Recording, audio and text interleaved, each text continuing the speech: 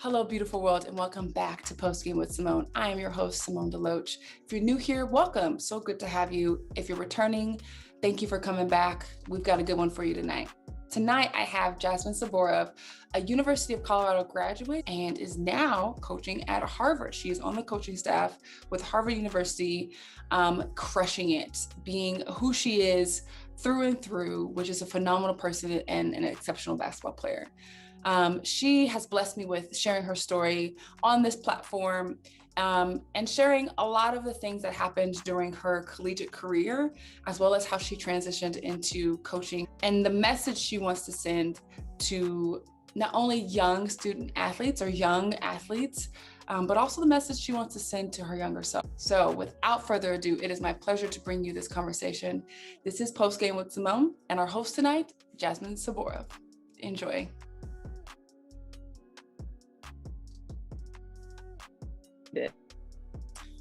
Oh wait, I meant to ask you while I'm already recording.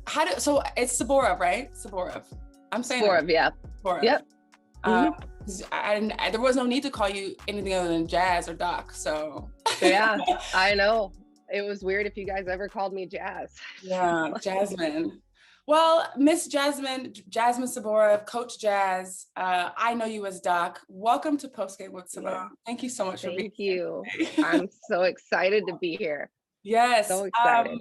I could not have asked for a better person to join me on today, especially with March Madness happening, and we're in the championship game now, and I'm excited to hear kind of your perspective on what the game looks like now, right? Because as a college athlete, you got to experience the ups and downs of it, but then to be on the other side of it and coaching and watching and recruiting, I mean, that's a whole nother game within itself. Right. Yeah.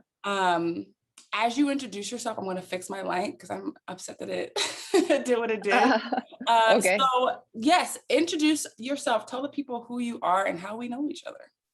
Okay. I'm Jasmine Saborov. I am an assistant coach at Harvard University right now. I've been here. I'll be going into my 7th season here next fall, which is crazy. But Simone and I know each other from high school when we were babies, which is just crazy. I mean, I was so excited to hear from you about this podcast. And, I always get Facebook memories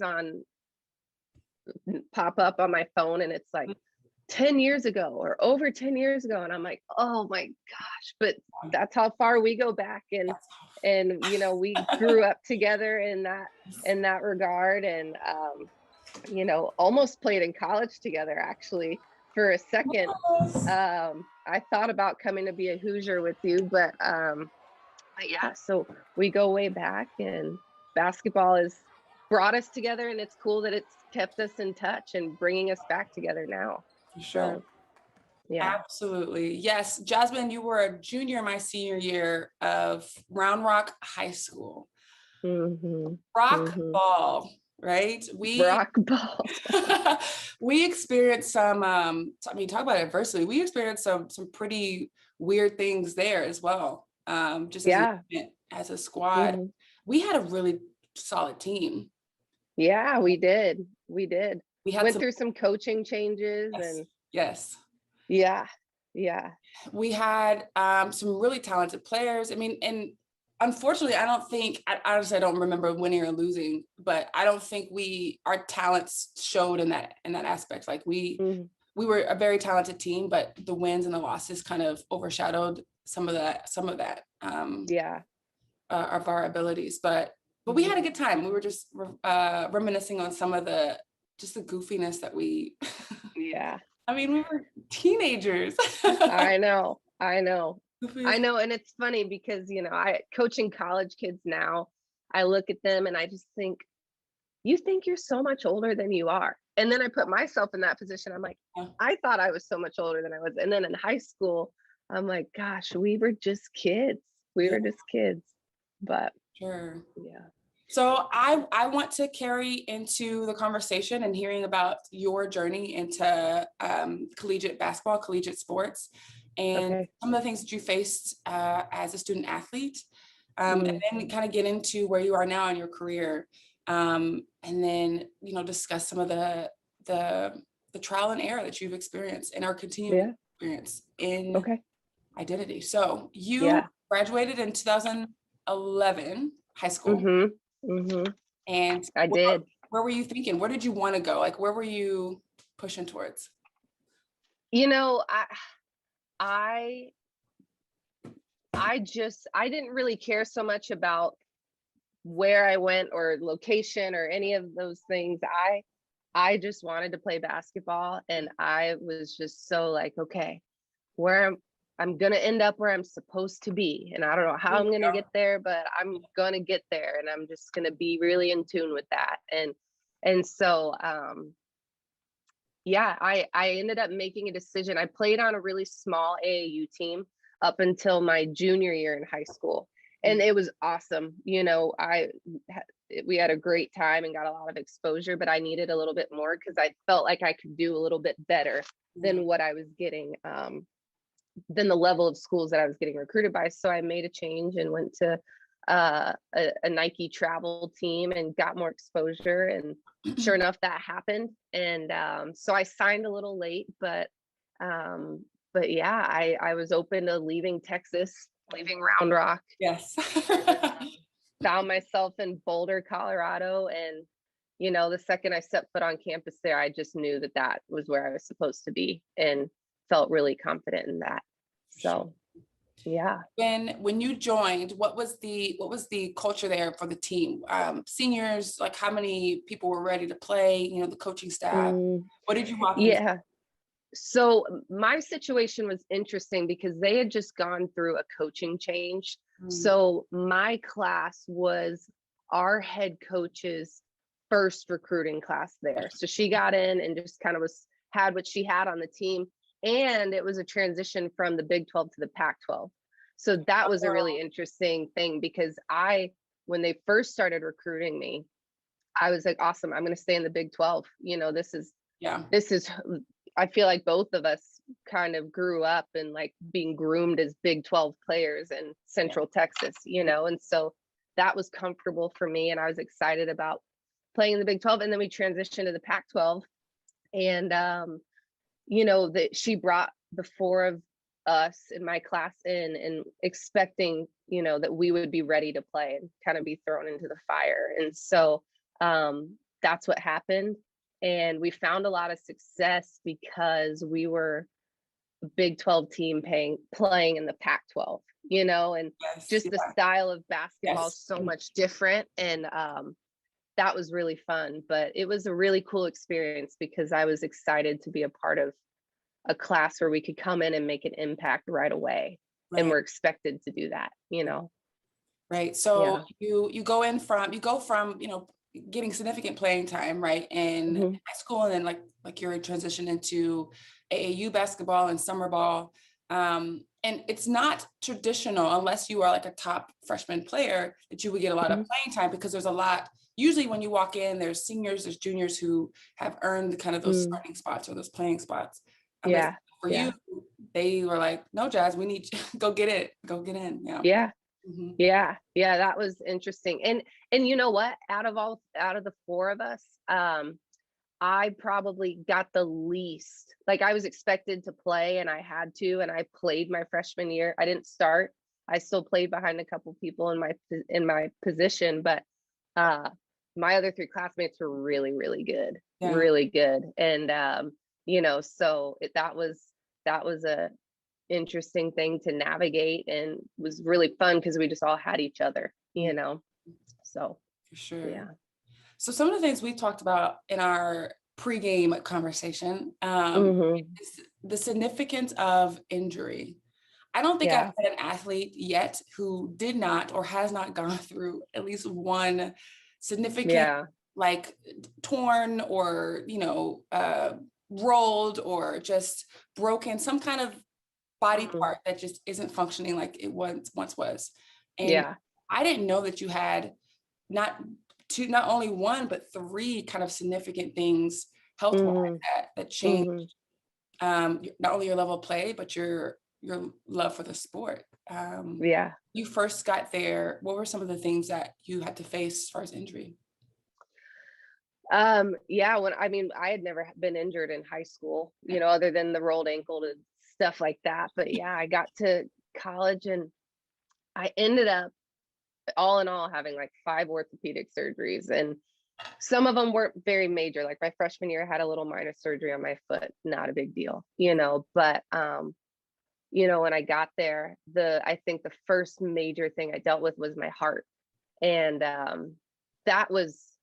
that obviously rocked my world because it's not something that is as like tangible in a way of like, put a cast on it, Right, wrap it up wrap it up, it's Yeah.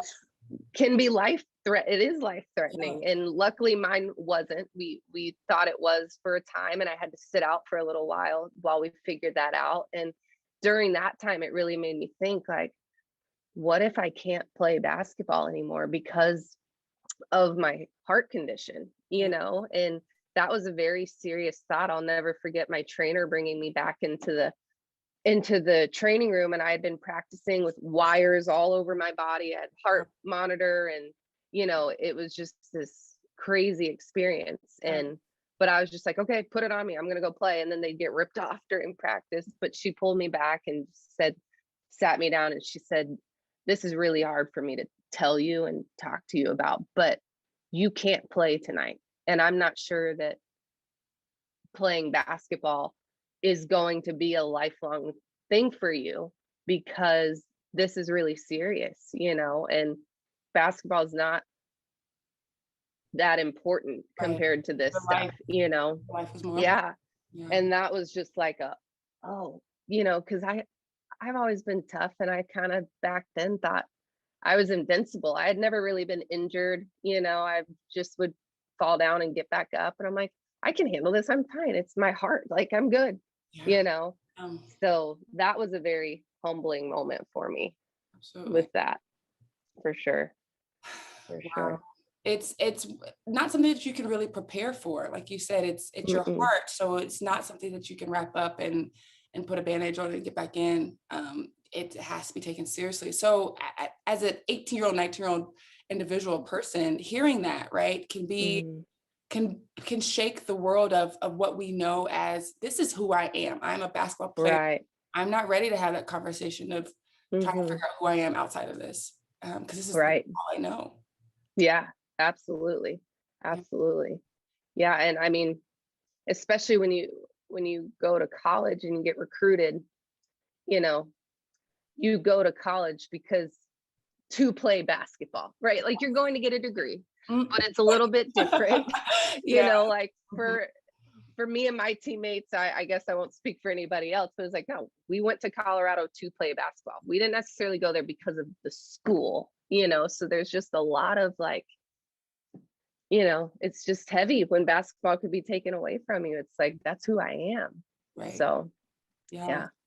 Before, because I do want to talk about academia and your particular experience with juggling and navigating that. But so we fast forward. So between the heart and a few other injuries in between, we fast forward to the last 2 seasons. What happened? Yeah, I broke my foot going into my junior year. So dealt with the heart. Everything was fine, by the way. People, yes. I can be active. That's great. So I broke my foot, and it kind of happened in a way where I played on it for too long. And when I realized I couldn't play anymore, I played one too many games to redshirt. So I lost my junior year, and that was really hard. And then I get through that.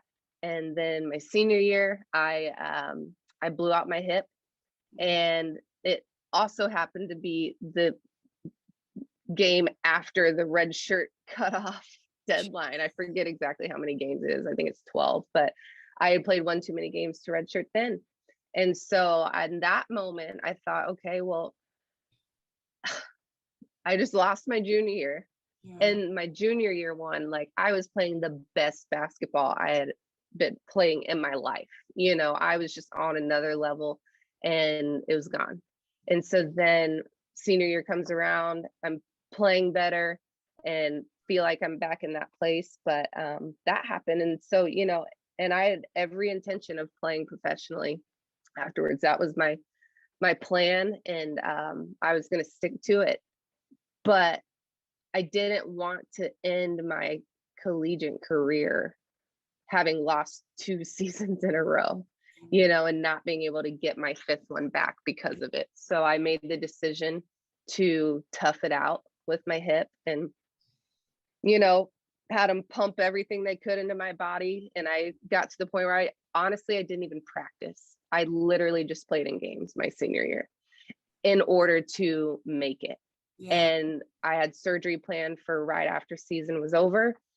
And I just stuck with it. And I just said, you know what, I'm just going to trust that, like, I feel good about finishing my collegiate career on the floor, and everything else will take care of itself. We'll see what happens after surgery, And so I got surgery, and it was obviously a lot worse because I played for however many games, and I still had every intention of getting myself back together and getting out there again, because I had the opportunities to do that. But it quickly just became, my desire to do that wasn't strong enough to go through the rehab that I was going to need to do in order to get back there. So I made the decision to set that down, and felt good about it, and we'll probably get there. But then, a few years later, last year, I had an opportunity to go back and try and play, and I almost did, but I kind of was like, I'm okay not doing that. I don't need to prove that to myself. So Right. Yeah. If we can, I want to backtrack just a little bit. Yeah. Because what you just said is very important. I don't need to prove to myself, right, that I go pro. So I want to come back to that. Okay. Jasmine, who was in the room making these decisions with you? Because again, we're like considered adults. This is right. much like our lives that we know as basketball. We're very adult, but we're also very childlike, right? And you choosing to make this decision of, no, I'm going to play on this because I don't want to not have 2 back-to-back seasons, right? In pursuit for professional play. I'm just curious for you, who was in that room kind of going back and forth, tug of war about making that final decision with you? It was a combination of, it was my trainer, the doctor, and sometimes one of my coaches, and but a lot of times it was my trainer was always with me. Every doctor's appointment I went to, she was there with me, and just helped interpret everything that the doctor was saying so that I could understand, because I'm not a doctor. But so she was always there. And then it was really a process of, we would talk about it even on just the ride home from the appointment, and she would give me her opinion. We'd get a coach involved, and I would sometimes talk to one of my parents about it, but even they never had a say in it, because really it was, I just did what I was told to do, and with my hip, I had the option where they said, you can do this if you can handle it, but you also don't have to, and so I made that decision really on my own. But when I think back to all the other decisions, it was really, they gave me information and said, this is what you do. I just did what I was told to do. And right or wrong, that's just how it was. I'm sure you had a similar experience with that, but yes, it's just interesting. I mean, like you said, right or wrong, it was what it was, and here we are, right? It's just interesting looking back as a older adult now. So old.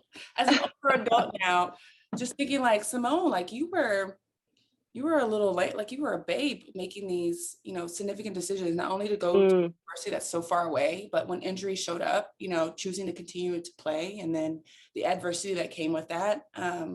Some significant decision making happening. And I don't even know, I would have to think back about who was in the room with me, but I would probably mirror what you said. I don't think it was a parent. They were so far away that they really yeah. couldn't be in the room, but at the end of the day, we were the final decision maker. Right. And we're so young, Yeah. and I think about that, like now as a coach, when I recruit, and I tell kids this all the time, like this is the first really big decision you're going to make for yourself in your life. Yes. And the decision that where you go to college is going to set up the trajectory of your life. That's a big deal for a 17, 18-year-old, And so when you asked me that question, it just made me think, it's like, well, we were kids doing a big job, and it was very much a job, and that's how I looked at it. So it's like, okay, well, you're telling me to play. Okay, I'm going to go play because you're my boss and that's what you're saying to do, because I'm here, I'm getting paid essentially to play, and it's my job. So I don't really ask questions. I'm not going to call mom and dad and say, should I do this? You just say yes and go. Yes. Wow. Yes.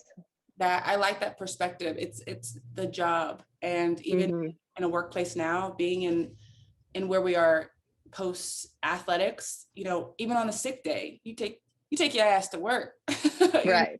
Right. You were like heaving over. And I don't know if this is like part of our mentality as student athletes, but there's a difference between I am dog sick and like the one tier over of like, I'm dog sick, but I can still get my ass to work. Like, right. And I don't know if that's just like the mindset that's been trained in us of like, oh, you rolled your ankle, I need you better wrap that shit up and get back out there, right? Yeah. Well, that's how I broke my foot. I rolled my ankle and I thought it was just a sprain. And I didn't get into this, but that happened in June, and then in January is when I'm like, my foot is not okay. Like, but I just kept playing through it because I'm like, oh, it's fine. It's just whatever. And I was holding it up in order to get it taped. Like I couldn't even hold it up on its own. And sure enough, it was broken. Wow. So anyways, crazy. Yeah. So this decision, right, to go overseas and play professionally, I will say in my journey, I didn't think about playing professionally until my last summer season, like the summer before my season. Basketball was at that time still fun for me. In terms of I'm doing it because I love it versus I want to do it to, I have to work on that because I think there's a difference between, oh, I'm just doing this and I'm loving it and I, have a ride to go and play and continue to play. But after I'm done my senior season, I'm okay with moving on with life, right? Difference between that mindset and like, oh, I love it, I'm going to school to play. But even after that senior season, I want to continue on and continue my journey. Yeah. I think coming in freshman with those two mindsets, I think it's a different path. There's a different type of work ethic that you have. So for me, I didn't think seriously about playing overseas or playing professionally until that senior summer. So for you, where did that start for you? And where did you kind of fall in love with the idea of a further being a player? So this story is a little corny. And I haven't thought about this in a long time, but we have a home video of me when I was, I don't know, very little, probably like 6. And I am in the garage bouncing a basketball. The WNBA had like just started, like it was the new thing, right? And my mom's like, what are you doing? I'm like, dribbling the ball. I'm like, I'm gonna play in the WNBA one day, like in the garage, Oh my God. And literally for as long as I can remember, it was my dream to go to college, play basketball in college, and then play professionally after that. That's just what I wanted to do. And I knew that from probably that day in the garage when I was watching the WNBA on TV anyways. So, wow. Yeah, that was just my dream, and I struggled a little bit because I felt like I was right there. You know, I had it, and it was there. And I had to make a hard decision to be in tune with my body Yeah. and my heart, not the heart condition part, but what do I want in my heart?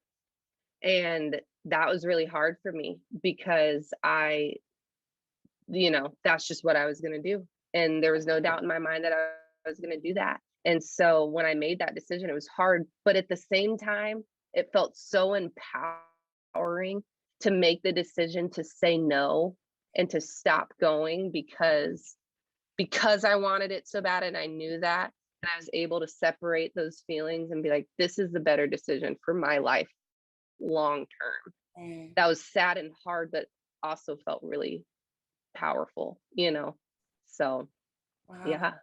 That story is the furthest thing from corny, first of all. I love that and can just see you. I can see that Mm. interaction going down, and you just having the biggest attitude about, this is where I'm about to be, mom. So Yeah, I don't know. Like, what do you mean? What are you asking me what I'm doing? I'm yeah, dribbling and I'm practicing and I'm playing in the WNBA. that's right.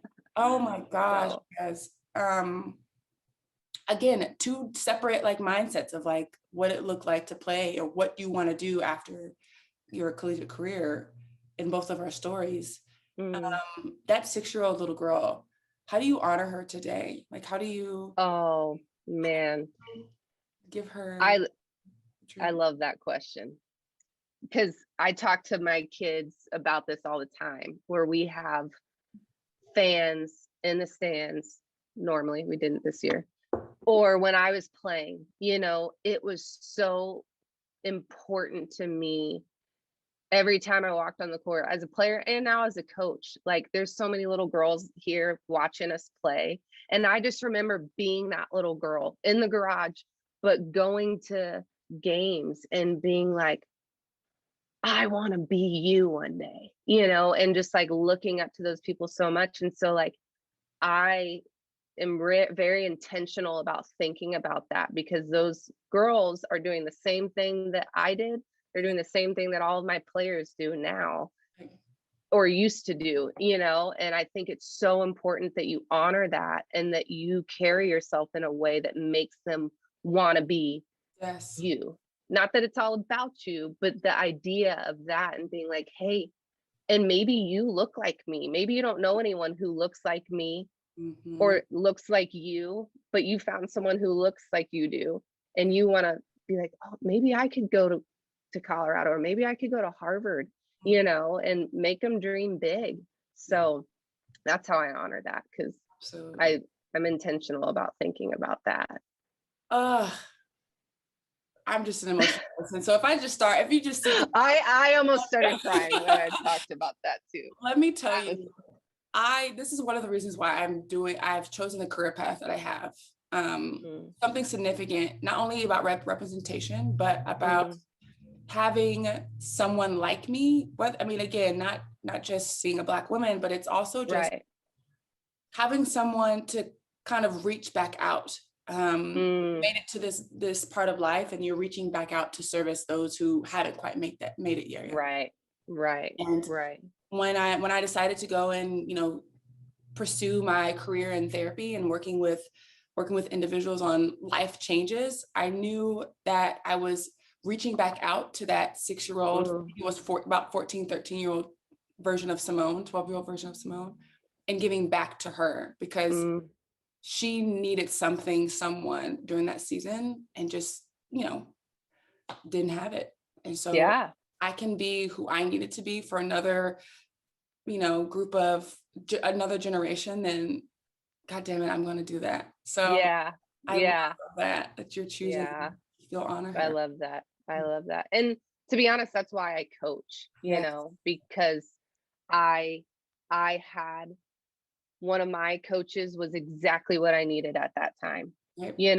and I want to be that for somebody else. I know this is a hard time in kids' lives. High school's hard, but college is hard. You're figuring 18 to 22 is just a weird time in people's life. They need somebody. And So it's my motivation behind it. Sure. Oh, I wasn't expecting us to go there, but I wasn't either. all right, we'll take it. I love it. So and just to like the piggyback off of all that we've just discussed, in a weird way, do you feel like you were prepared to say,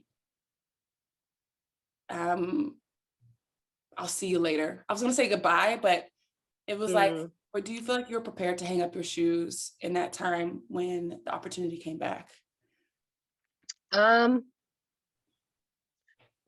the second opportunity came back, Mhm. yeah, you know, I went through a little bit of that thought process was hard for me because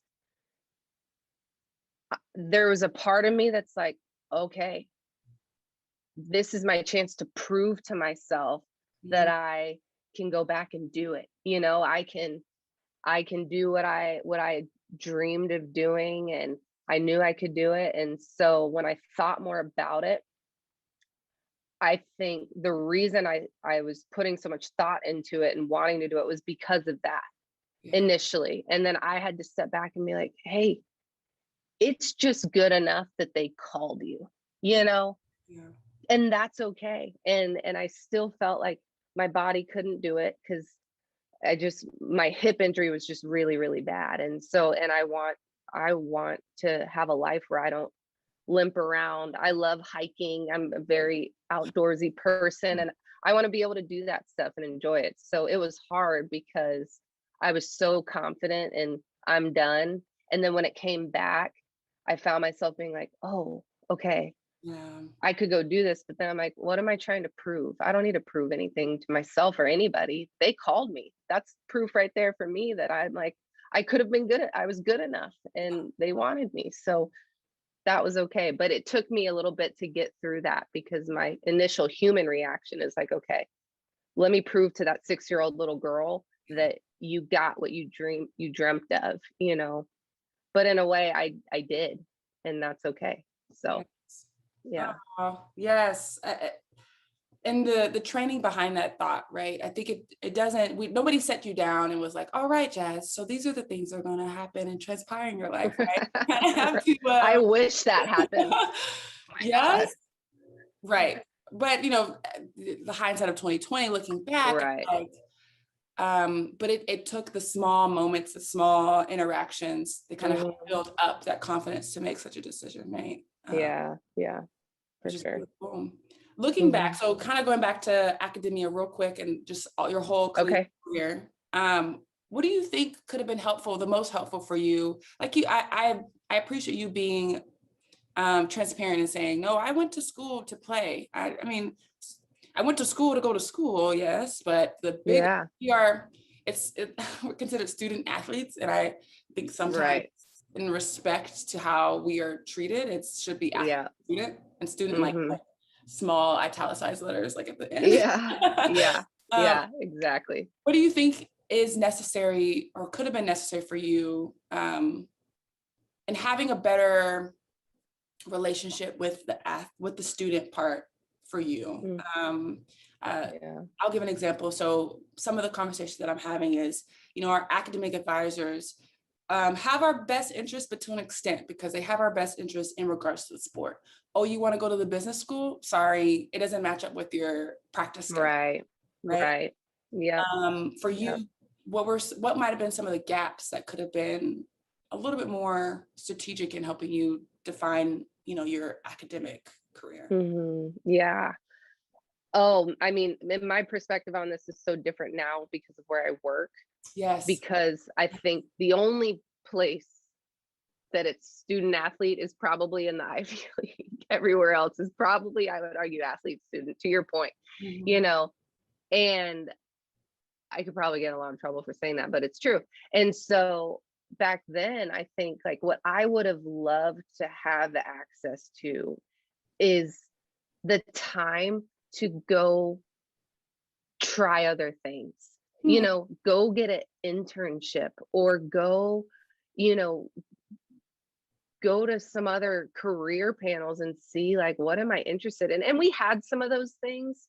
But I think the biggest thing would be access to the time to go have another job or do an internship would have really been beneficial for me in being like, there's more to life than basketball. Yes, you are here for basketball and we are paying you to be here. So you owe that to us. Great. There's more to life than basketball. What 1% of athletes go play professionally or something like that after college, you know? So it's like the odds are not in your favor. So why are we treating all of the student athletes like you're going to go play professionally and we're not going to develop you as a human outside of your sport better? And I think I'm sure some schools and some places do a really good job of that. I will say, and just brag on my job really quickly. We don't have summer school here. We don't require our athletes to be on campus in the summer at all, because it's really important here that all the students go do internships in the summer, go build your resume, go get a job, or go home and just be with your family. Go do whatever you need to do. And they give you the time to go do that, you know, and our kids can take whatever classes they want because they're here for a bigger reason outside of basketball. You know, yes, we brought them here, but if you're at a place like this, there's more to you than basketball, you know, and we respect that. So, you know, not that basketball is not a big deal and like they have to take it seriously, but anyways, they have the time to go figure out who they are outside of this game, you know, and they don't really deal with like the ball stops bouncing, like, okay, now what? You know, so I would have liked to have that ability to do something like that for sure.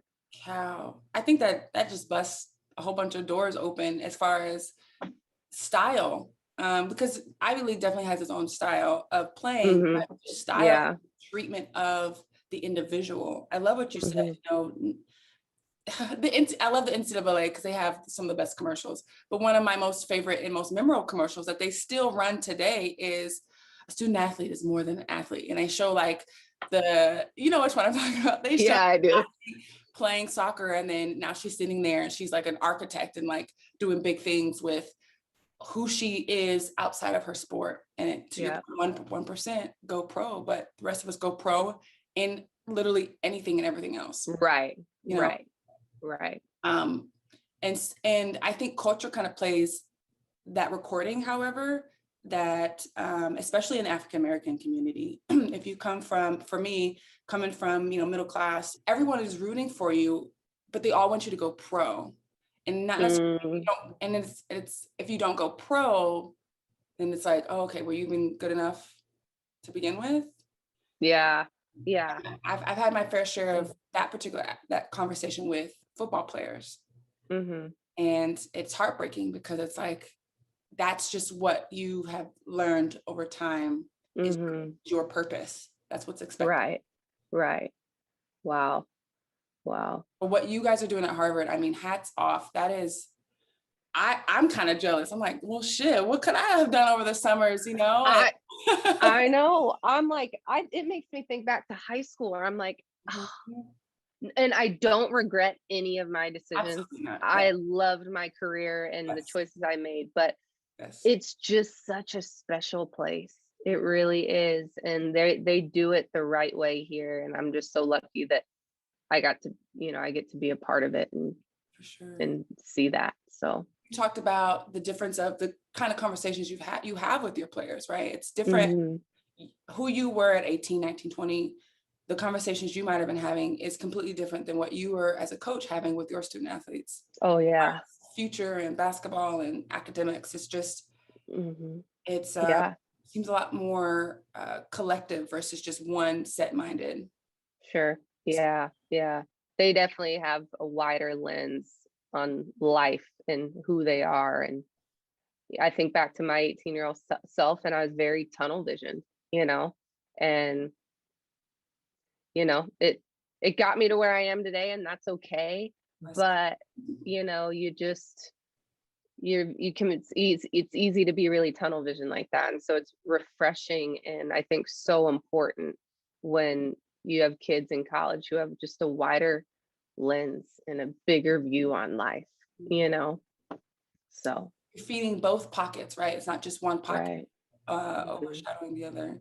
So I have a couple Yeah. more questions for you before we wrap it up. I Okay. wasn't expecting us to get to this point, but I am so thankful for you Yeah. being vulnerable with me in this space. Jasmine, what makes you more than your jersey? You know, I, when I think about why people buy jerseys, like, I'm going to take this question in like a literal Let's do it. way, you know, like, people don't buy jerseys because of the way it looks or what your number. I guess number is something, but it's about whose jersey is that. You Who's know, it's represents? whose name is it? Whose name is tied to that number? There we go. And when I think about that, I'm like, well, what is that? That's legacy, right? Like, that's who you make yourself to be when people think about you, and you do that through the way that you carry yourself. And so I always tried as a player, and I try even now as a coach, because I still technically have some kind of jersey on, I guess, you know, is what's my legacy? What does my name mean to people? Not that it's all about me, but it's important, I think, that I represent myself as a person beyond just a player, a Mhm. retired player, and a basketball coach, you know. And I hope that I do that to the degree where people know who I am outside of that, and feel how much I love people and how much I love giving to people. And you know, I that's something I just try and focus on. To Yeah, I want to be more than just a player or old player and a coach, you Yeah, know. yeah, So absolutely. I 100% agree. When you take it off at the end of the game, who are you? Who is that? Right? Who do people mm-hmm, see and how do people mm-hmm, know you? Um, right. and that development is just as important, like we've talked about, as the development of who you are in the jersey. Right, right, right. That identity crisis, identity Mhm. thing, that's a whole nother, you know, could write a book on that. Right. We But have to come back and have that conversation. I would love that. Sure. All right. So one of my, in tradition of Postgame with Simone, one of my favorite questions to ask is in the spirit of giving back, right? One of the reasons why this idea, I feel, came to mind to create this platform is to give back. This isn't for me. Mm, This is for everybody and anybody who is willing to tune in and pay attention. yeah. Um, and so this is for you, Jasmine Sabora. Okay. What would you give, tangible or a quote or just anything, to that young woman? What would you give to 18-year-old, 19-year-old Jazz Mm, as a gift from you mm. today? Well, first, I'd probably give myself a vacuum and say, clean your dorm room Oh or my God. something. No, if it was tangible. But on a serious note, I would give myself um the confidence to fight for myself as a person, and through self growth. You know, I was a very confident competitor, Yes. and that was just there. But outside of basketball, I was not a very confident Mm. human, and I struggled with my identity, and I didn't fight for myself, and I was scared to have conversations and to figure out how to do that, because I just always felt the need to please, and I was seeking approval all the time. And you know, that stuck with me for a long time, and probably was hard early on in my college career too. And so, looking back on that, where that's a lesson I feel like I've learned even recently and in the last few years, probably. I wish that I had learned to fight for myself a little bit better, and had the confidence to do that. Yeah. And now that I do, that's a gift I would love to give to my younger self. Absolutely. So, I love that. That's really poetic and beautiful. And if I could, I always do this in reverse. However, yeah, that's her gift to you. Is the that's good. ability to sit in this confidence that you have right now. Because of her insecurities, you were able to be where you are today, and love her in all her pieces. Because I will tell you, I beat myself up a lot for some of the things I did and decisions I made. But I'm only learning now, like, bitch, if you hadn't done that, where would I, like, yeah. No, don't play the shoulda, coulda, woulda, what if game, but you're right. And you're right. That's such a gift that I'm thankful for now, because, I am who I am because of the struggles I've gone through, and I wouldn't change a thing, but yeah. Oh my gosh. It is so wonderful to see your face. Oh, you too. I mean, I know. Forever. I honestly, I think I came to camp at Indiana. It was like your sophomore year or something. And, because they were recruiting me, and I was seriously thinking about coming there. And I think that's the last time I saw you. Last time. Yeah. I am just so incredibly proud of you. Like, like beyond words. The fact that I knew you as this goofball of a player, no, goofball of a person, but you've always been this competitor. You've always been intelligent, not only in, the game of basketball, but just, who you were. You were a family person, you're a person who loves your friends, and you're a person who fucking loves the game of basketball. And I'm just so proud of where you sit today. And I'm just excited for whatever comes your way, because I know your experience helped you lead to get there. So, well, thank you. That means a lot. That means a lot.